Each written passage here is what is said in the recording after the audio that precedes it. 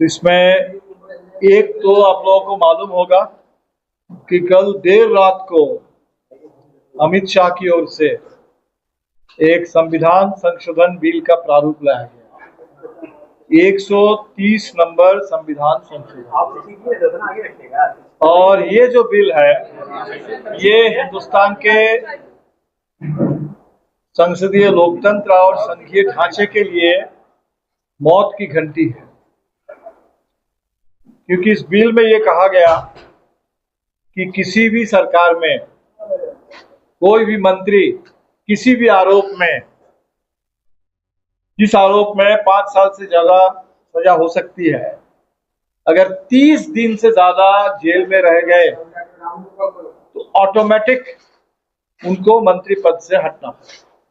अब कहने के लिए भी कह दिया गया कि अगर प्रधानमंत्री भी अगर जेल में रह गए 30 दिन तक तो उनको भी ऑटोमेटिक हटना पड़ेगा। ये बात आप लोग समझ सकते हैं कि प्रधानमंत्री तो जेल में रहने वाले नहीं हैं, बीजेपी के कहीं कोई मंत्री कहीं जेल में नहीं जाने वाले हैं। ये सब कुछ जो जेल वाला प्रावधान लाया जा रहा है वो विपक्षी गैर भाजपा शासित राज्यों में उन सरकारों को चलने नहीं देना है। तो जहां already ED, CBI, income tax, NIA, इन तमाम केंद्रीय संस्थाओं का व्यापक दुरुपयोग हमने देखा है, जो राज्यपाल का ऑफिस है उसको बिल्कुल एक तरीके से भाजपा का दफ्तर बना दिया गया हर जगह। तो वैसे में इशारा बहुत साफ है कि अगर ये कानून बन जाएगा, अगर ऐसा कानून बनेगा तो इस देश में भले 2-4 इधर उधर गैर भाजपा आपको एमएलए एमपी दिखाई पड़े, लेकिन गैर भाजपा किसी सरकार को, भाजपा का विरोध करने वाली किसी सरकार को बिल्कुल चलने नहीं दिया जाएगा। इसीलिए हमने कहा कि ये बिल्कुल हमारे देश के संसदीय लोकतंत्र के लिए, कानून के शासन के लिए और जो संघीय ढांचा है उसके लिए मौत की घंटी है और हर कीमत पर इसको रोकना जरूरी है। वाइस प्रेसिडेंट का चुनाव है और इंडिया गठबंधन ने, आप लोगों ने देखा होगा, जस्टिस बी सुदर्शन रेड्डी का चयन किया है।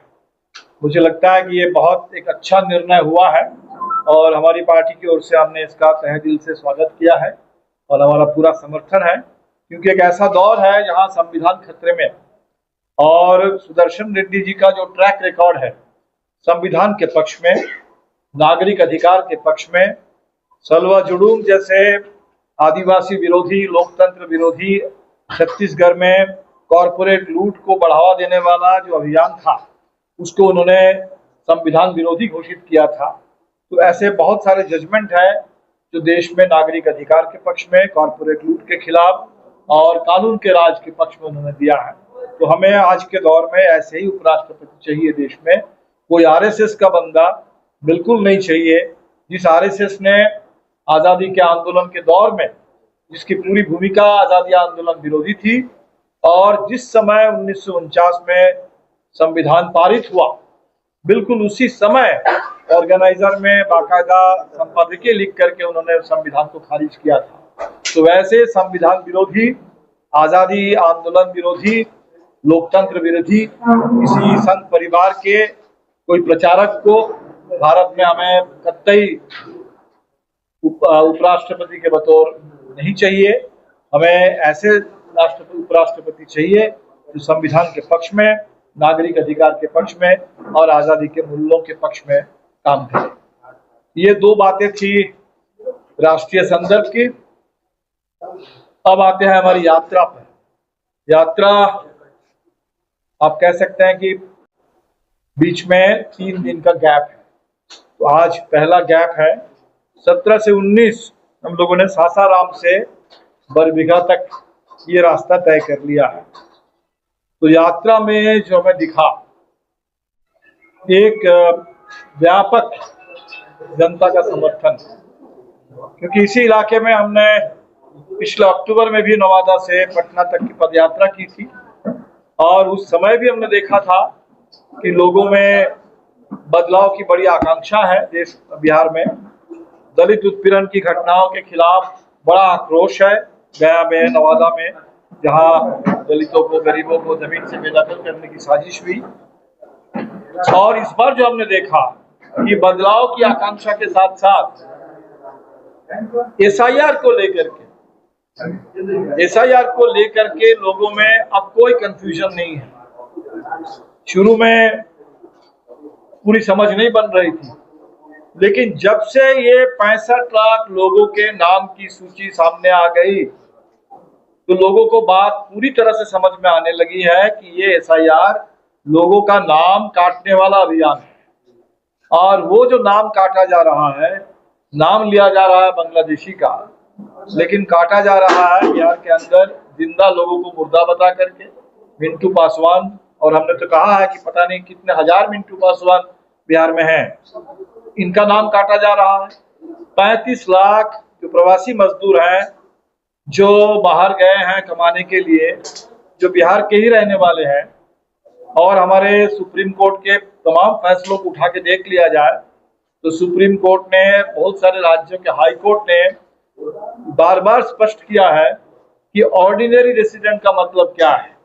ऑर्डिनरी रेसिडेंट का मतलब है परमानेंट रेसिडेंट, जिनका परमानेंट घर बिहार में है, वो भले काम करने के लिए बाहर गए हैं, 2 साल रहे बाहर, वो लेकिन लौट के ही आएंगे।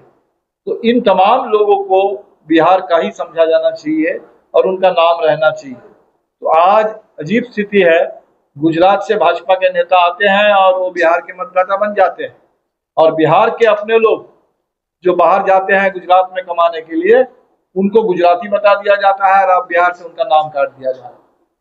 जो एनआरआई है, जो बिल्कुल घोषित तौर पर बाहर रहते हैं, विदेशों में रहते हैं, हो सकता है अमेरिका में रहते हो, और उनके लिए फॉर्म 6A है कि वो चाहेंगे तो भारत में उनके पास वोटिंग राइट होगा।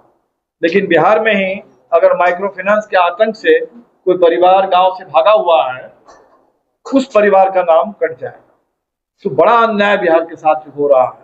तो इस यात्रा से हम लोग ये दोनों संदेश दे रहे हैं कि एक एक वोट की रक्षा, वोट के अधिकार की रक्षा, और उस वोट का सही इस्तेमाल, इस वोट से चोट करना है।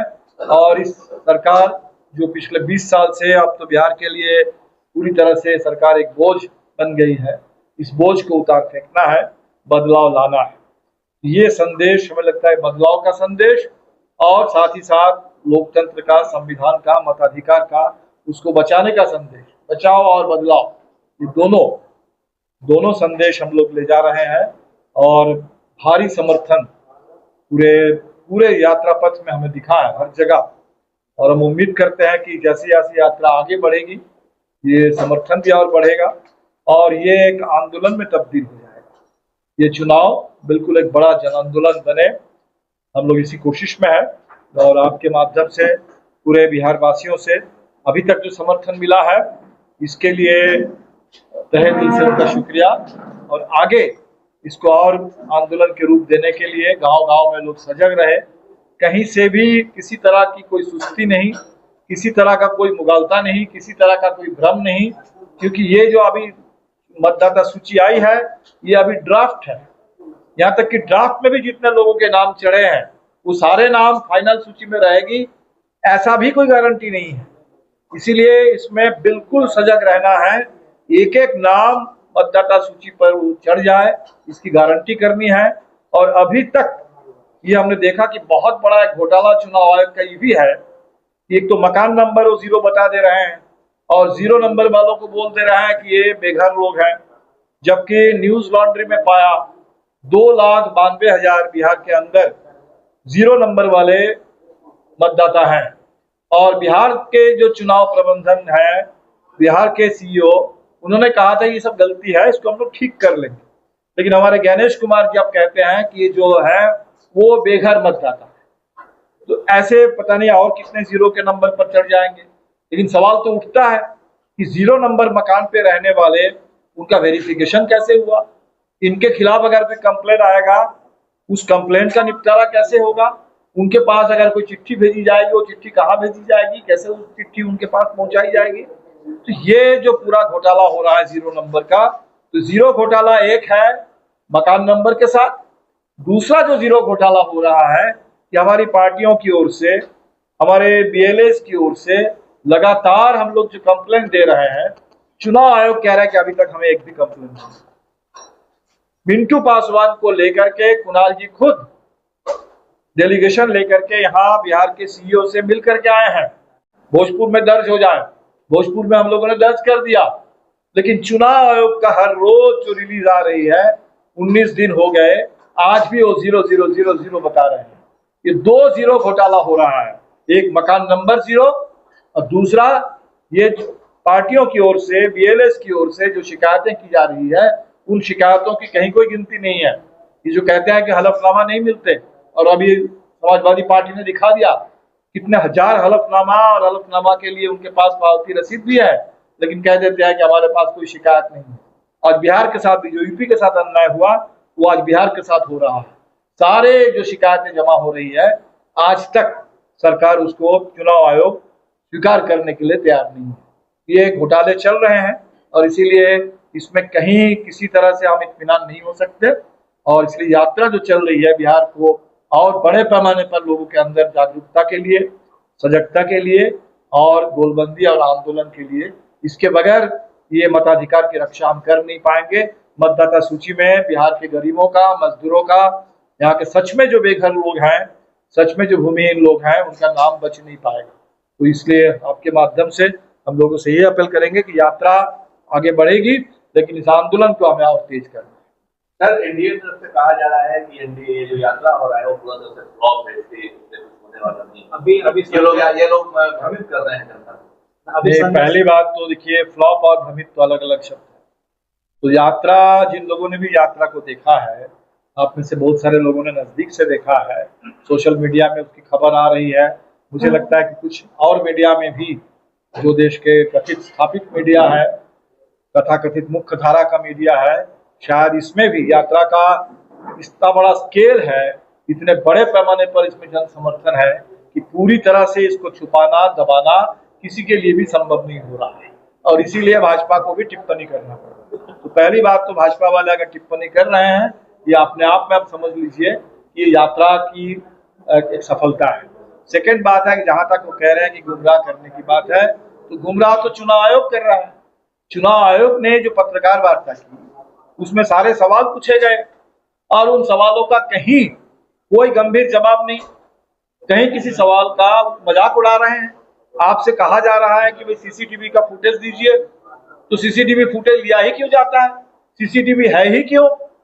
अगर वो सीसीटीवी से आपको लगता है कि हमारे देश की महिलाओं की, उनकी इज्जत और उनकी निजता, उसका उल्लंघन होता है, तब क्यों सीसीटीवी आप रखते हैं? 45 दिन के अंदर आप कह रहे कि हम नष्ट कर देंगे 45 दिन के बाद, तो 45 दिन तक कोई उल्लंघन नहीं होता है और 46वां दिन से उल्लंघन शुरू हो जाएगा वो निजता का। तो कोई तर्क नहीं है इनके पास। ये जिस तरीके का गलत बयानी कर रहे हैं, मजाक उड़ा रहे हैं, लग रहा है कि उनको लग रहा है कि लोगों के पास कोई दिमाग नहीं है, लोग एकदम बेवकूफ है, बुद्धू है, उनको जो बुर्बक है, जो समझा दीजिएगा लोग समझ जाएंगे। तो गुमराह करने का काम चुनाव आयोग की ओर से हो रहा है और उससे भी ज्यादा भारतीय जनता पार्टी की ओर से हो रहा है। और हमें लगता है कि हम लोग तो सच को ले जा रहे हैं, जागरूकता फैला रहे हैं, संदेश दे रहे हैं। जो काम चुनाव आयोग को करना चाहिए था, उसी काम को हम लोग बहुत संगठित ढंग से लोगों के बीच में कर रहे हैं, लोगों को बता रहे हैं कि कितना बड़ा आपके साथ अन्याय हो रहा है और किस तरीके से लोग अपने मताधिकार की रक्षा कर सकते हैं। डीएनए के माध्यम से आपकी पार्टी की कितनी आपत्तियां जो दर्ज कराई जाती है? हम तो वही कह रहे हैं कि जितनी आपत्तियां हम दर्ज करा रहे हैं, अभी तक उसकी कोई गिनती नहीं हो रही है, कोई गिनती कहीं नहीं हो रही है। एक सबसे बड़ा उदाहरण तो हमने दिया मिंटू पासवान का सबसे बड़ा उदाहरण हमने दिया कि जहां सीईओ के पास हम लोगों ने उनको उनके सामने हाजिर किया और तब भी एक भी शिकायत के बारे में वहाँ 0 का आंकड़ा चल रहा है। वो आप जल्दी ले आएंगे। हमने अपने सारे बीएलएस से हमने कहा है कि वो सारे हम इकट्ठा करके वो आपके सामने रख देंगे कि कितने है। हमने जब देखा, क्योंकि हमें तो था कि भाई जब इतनी बात हो गई, अब वो 0 वाला खत्म होगा, अब ये मानेंगे। जब कुणाल जी जाकर के खुद मिल के आए हैं सीईओ से और उन्होंने कहा, उसके बाद मानेंगे। लेकिन अभी तक जब हम देख रहे हैं कि 0-0-0 का चल रहा है, तो बहुत बड़ा ये घोटाला है और हम सारा इकट्ठा करेंगे। अभी यात्रा पर थोड़ा ध्यान है, लेकिन इस पर भी हमारे लोग काम कर रहे हैं। वही तो हम कह रहे हैं कि ये चुनाव आयोग झूठ बोल रहा है, चुनाव आयोग झूठ बोल रहा है। और बिहार में जितनी आपत्ति दर्ज हुई है, बिहार में जितनी आपत्ति दर्ज हो रही है, हम सारे दिखा देंगे आपको। सारे वो आपत्ति हम लोग आपके सामने रख देंगे अभी 2-4 दिन का और समय दीजिए, लोग अभी यात्रा में थे, लेकिन ये पूरे रिपोर्ट हमारे पास है कि हर जगह जो BLS के जरिए शिकायतें दर्ज की जा रही है। फॉर्म 6 जैसे आप देख लीजिए। जो एक लाइन का सवाल है कि BLS के माध्यम से शपथ पत्र के साथ आपने कितने दाखिल किए हैं? पहली बात को समझ लीजिए, ये चुनाव आयोग की बड़ी चालाकी है। वो कह रहा है कि राजनीतिक दलों की ओर से कोई नहीं आया है, तो राजनीतिक दल का मतलब BLA नहीं होता। लेकर के राजनीतिक दल के पूरे नेतृत्व तक उनके MLA MP सब राजनीतिक दल में होते हैं, और वो पूरी शिकायत गई है। और जैसे ही कोई शिकायत मिलती है, आपने देखा होगा कि ये लोग सोशल मीडिया में आपका जवाब देते हैं। जैसे मान लीजिए मिंटू पासवान का नाम आया, अभी हमको रिपोर्ट मिल रही है कि वो माले के नाम पर, माले के BLA के नाम पर नहीं चढ़ेगा, लेकिन मिंटू पासवान का नाम हो सकता है चढ़ गया हो, क्योंकि इतने ज्यादा इसको लेकर हल्ला हुआ है, तो वो अपने ऊपर ले लेंगे। हम तो कहेंगे कि जितने फॉर्म 6 भरे जा रहे हैं, उनमें से एक बड़ा हिस्सा जो डिलीटेड मतदाता है उनका है, और वो सारे फॉर्म 6 को आप मान के चलिए कि वो आपत्ति है। वो बिहार के मतदाताओं की ओर से, चाहे BLS के माध्यम से दर्ज की गई आपत्ति पत्र हो, चाहे मतदाता के ओर से डायरेक्टली हो, एक फॉर्म 6 वो अपने आप में इस SIR की गड़बड़ी के खिलाफ वो बिहार के मतदाताओं की ओर से दर्ज आपत्ति है। और इसलिए जो चुनाव आयोग, सुप्रीम कोर्ट ने कहा, इस पर भी एक बात है, सुप्रीम कोर्ट ने कहा कि आप आधार के साथ शिकायत दर्ज कर दीजिए।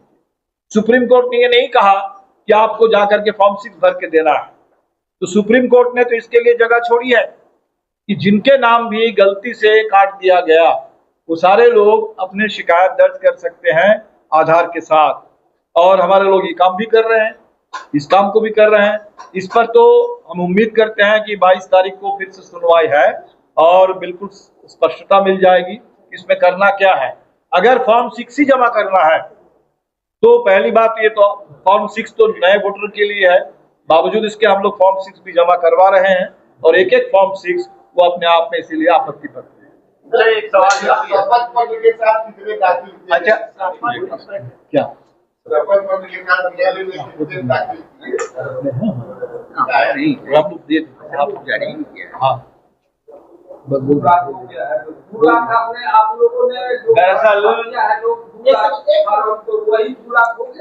सच्चाई ये है कि इलेक्शन कमीशन ने ऐसा कोई डॉक्यूमेंट जारी नहीं किया है जिसके आधार पर कोई BLA कोई उसको रिसीविंग मिल सके। ये एक रहस्य बना हुआ रहा। और जो फॉर्म 6 है, 7 है, 8 है, उसमें कहीं भी BLA के लिए लिखने की कोई जगह नहीं है। इसीलिए जो भी फॉर्म जमा हो रहा है वो यूं ही जमा हो रहा है। जब ये 0-0 वाला चल रहा था तो हम लोग आकर के CO से मिले कि भाई आप 0 बता रहे हैं, लेकिन आपने जो फॉर्म जारी किया है इसमें तो कहीं भी BLA के लिए कोई जगह नहीं है, कैसे पता चलेगा कि हमने दिया? उन्होंने कहा कि नहीं, हम लोगों ने तो डिलीट वाला आपको दिया है। वो डिलीट वाला क्या था कि जिस समय ड्राफ्ट से पहले, ड्राफ्ट जारी तैयार करने से पहले उन्होंने तमाम BLA के नाम से वोटर लिस्ट से नाम काटने के लिए और जो पलायन कर गए हैं उनके लिए उन्होंने 2 जो है मैंने फॉर्म जारी किया था। उन्होंने कहा इसी में भर दीजिए। अब ये तो वो नहीं है, आपने तो ऊपर डिलीट लिखा हुआ है। कहा नहीं, इसी में कर ली। अभी भी उनसे पूछा जाए कि आपका कोई नोटिफिकेशन है ऐसा जिसमें आपने कहा है कि जो भी BLA फॉर्म जमा करेंगे उनको इस पर्टिकुलर फॉर्म को जमा करना होगा। वो मौखिक आश्वासन है। उस मौखिक के आधार पर हम लोगों ने अलग से एक फॉर्म को, उसी को डिलीट नहीं लिख करके जुड़वाने वाला बना करके हम लोगों ने पूरे राज्य में भेजा है। साथी लोग भर रहे हैं, लेकिन हम लोग उसको अभी कलेक्ट नहीं कर पाए। लेकिन सच्चाई तो ये है कि हमारे लोग BLO को शिकायत कर रहे हैं, जो BDO CO है उनको शिकायत कर रहे हैं, SDO को शिकायत कर रहे हैं, DM को कर रहे हैं। हम लोगों ने बहुत सारी शिकायत CO इलेक्शन कमीशन को भी किया है, लेकिन इसकी गिनती नहीं कर रहे। पूरी पार्टी को कोई शपथ पत्र उन्होंने जारी नहीं किया है। कोई शपथ पत्र मुझे पूछिए कि आपने कौन सा शपथ पत्र जारी किया है जिस पर कि BLA साइन करेगा। उन्होंने डिलीट करने वाला जारी किया है, वो भी अभी नहीं जारी किया।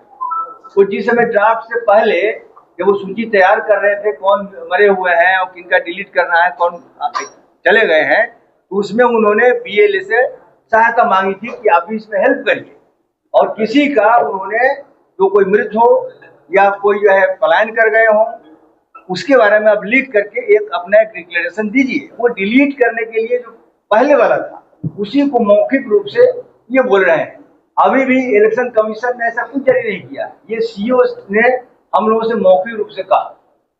ये बात नोट करने लायक है कि पूरे चुनाव आयोग का फोकस इस बात पर है कि कैसे नाम काटा जाए। फॉर्म जो 6 है वो था नए वोटर भर्ती करने के लिए, 7 और 8 जो शिकायत के लिए है, तो वो है कि आप नाम को हटाने के लिए कह सकते हैं कि भाई ये नाम गलत चढ़ गया है। लेकिन यहाँ जहाँ लोग विक्टिमाइज्ड हो रहे हैं, सारे विक्टिम है, डिलीशन के विक्टिम है, वो डिलीशन के एक्सक्लूजन के जो विक्टिम है वो कैसे शिकायत दर्ज करेंगे कि गलती से या गलत तरीके से हमारा नाम काट दिया गया और हमारा नाम इसमें जोड़ा जाए? ऐसा कोई फॉर्म ही नहीं है, ऐसा कोई शिकायत के लिए कोई फॉर्म ही नहीं है। दूसरी बात है कि उसमें जो जो कुणाल जी ने कहा कि इसमें आप कह रहे हैं कि बीएलए के माध्यम से, तो बीएलए के माध्यम से फॉर्म 6 जमा हो रहा है, ये कहाँ बीएलए लिखेगा? क्या फॉर्म 6 में कहीं भी, क्योंकि बात है ही नहीं, फॉर्म 6 तो हर नए वोटर के लिए है और कोई जरूरी नहीं है कि कोई नया वोटर किसी बीएलए के माध्यम से आए, तो नया वोटर सीधे आ सकते हैं। इसलिए उसमें फॉर्म 6 में कहीं कोई बीएलए के लिए कोई जगह तय नहीं है कि ये इस बीएलए ने रिकमेंड किया। ये जो बोला जा रहा है कि 0000 पॉलिटिकल पार्टी से, तो पॉलिटिकल पार्टीज के कंप्लेंट गिनना हो तो सारे कंप्लेंट को गिनिए, सारे कंप्लेंट को गिनिए, उसमें सिर्फ बीएलए के माध्यम से कंप्लेन आना होगा, और बीएलए के माध्यम से जो कंप्लेन आ रहा है उसके कोई रास्ता ही नहीं है, उसके लिए कोई रास्ता ही नहीं है, उसका ऐसा कोई प्रोफार्मा ही आपने नहीं रखा है। इसीलिए हमें लगता है कि चुनाव आयोग ने बहुत बड़ा एक भ्रम की स्थिति पैदा कर दी है पूरे देश में। डेली वो 0 जारी करते हैं कि 0 कंप्लेंट, 0 कंप्लेंट, 0 कंप्लेंट, इसके माध्यम से वो माहौल बनाना चाहते हैं कि बिहार में कोई शिकायत नहीं है, जबकि शिकायत तो सुप्रीम कोर्ट तक पहुंची, मुर्दा घोषित कर दिया गया आदमी सुप्रीम कोर्ट तक पहुंचे, और तब वो कह रहे हैं कि ह्यूमन एरर है। ऐसा तो होता ही है, तो ऐसा तो होता ही है किसी बड़े अभियान में आप अगर कह रहे हैं, और हम कह रहे हैं कि इतने बड़े पैमाने पर हुआ है, और हम तो कहेंगे कि वो जो 35 लाख जो प्रवासी मजदूर है उनके साथ तो ये सरेआम उनके साथ अन्याय है, क्योंकि वो बिहार के ही हैं, वो बिहार के ही हैं, परमानेंट रेसिडेंट बिहार के हैं। आप ऑर्डिनरी रेसिडेंट, परमानेंट रेसिडेंट को आप ऑर्डिनरी रेसिडेंट नहीं है ये कह करके उनको आप बाहर कर दे रहे हैं, ये तो बड़ा अन्याय है। सर एक सवाल है तेज प्रताप यादव को लेकर, तेज प्रताप यादव जिस रैली को आप लोग लेकर चल रहे हैं उसके बारे में तो कह रहे हैं कि ये तेज प्रताप जी के बारे में माफ कीजिएगा, मैं इस पर कोई जवाब नहीं दे पाऊंगा, तो उनकी एक अलग पार्टी है, लेकिन हो सकता है, इसीलिए उन्हीं से पूछिएगा। वो तो कह रहे हैं कि एसआईआर कोई मुद्दा नहीं, तो ठीक है, वो तो उन लोगों से बहुत सारे ऐसे लोग मिल जाएंगे आपको जो इस मुद्दे को नहीं समझते होंगे। और ये जो चुनाव आयोग कहती है कि 000, तो बिहार सरकार का जो जातिगत सर्वे हुआ है उसमें स्पष्ट है कि बिहार में 64 लाख परिवार जो है बेघर है, इसमें भी गिनने का कंफ्यूजन नहीं है, वो तो स्पष्ट है कि इतना परिवार बेघर है।